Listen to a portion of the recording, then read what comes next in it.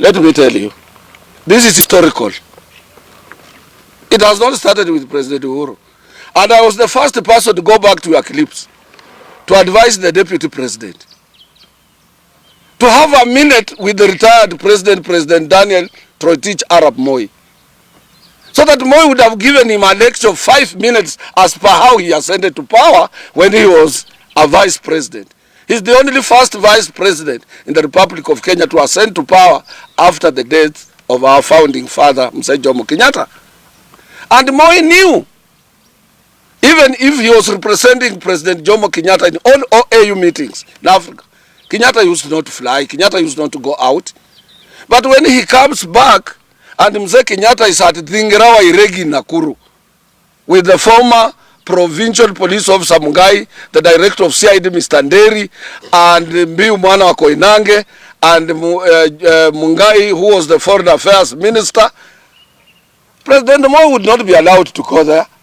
He stopped at the door at the first gate and he goes home. The following day, he could not complain to Kenyatta that your people chased me away. He went, he removed his pencil, he counted years of the old man and then he persevered. Until when he finished his term, when his time of ascending to power came. When he was introducing him in any rally, he could hardly take 2 minutes. He says, Your Excellency, this is your meeting. I'm only 2 minutes, address your people. But you are my deputy in a public rally. You want to articulate government policies. You want to go and preside over functions of government, opening up of roads, as if you are the head of, and the head of state is there. Even mentioning the cost of road A to B will cost.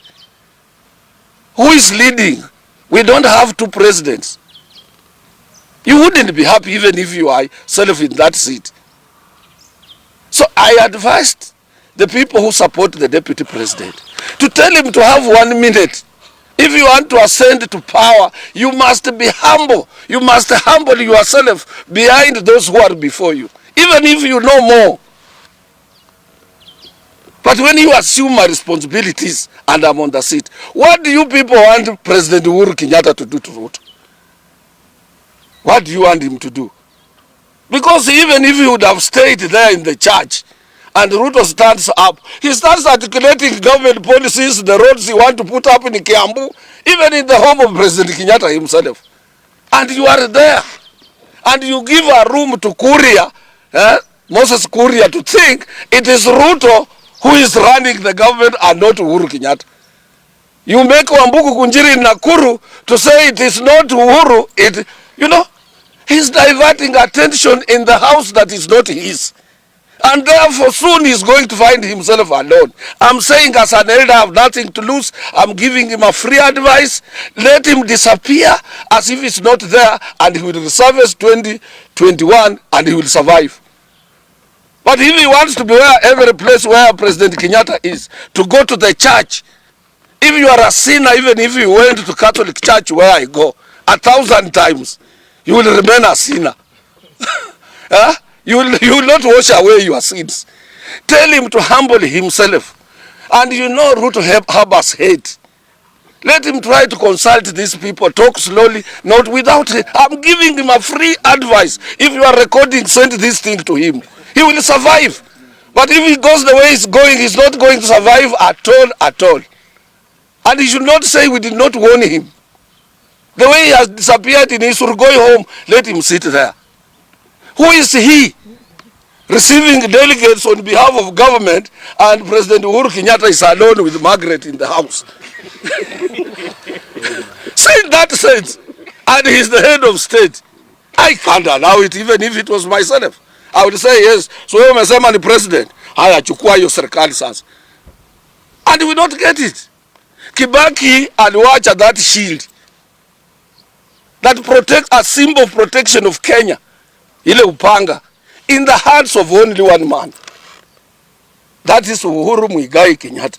Let somebody tell Ruto, this is free advice. I'm elder. Ruto was born 1966, June or July, when I was leaving Form 4. And in the following year, I started working when he was less than 1 year, on 2nd of June 1967. His elder sisters are the one who are supposed to be my girlfriends. Who would have been my girlfriends? Huh? His elder sisters, or cousins rather. Huh? Because he didn't know what was going around. When we were dancing bookies and what have you in Nairobi, embracing a bond Kalenjin girl, beautiful Kalenjin girls, he was nowhere. Let him listen to me for free. Let him listen to me for free, and he will survive.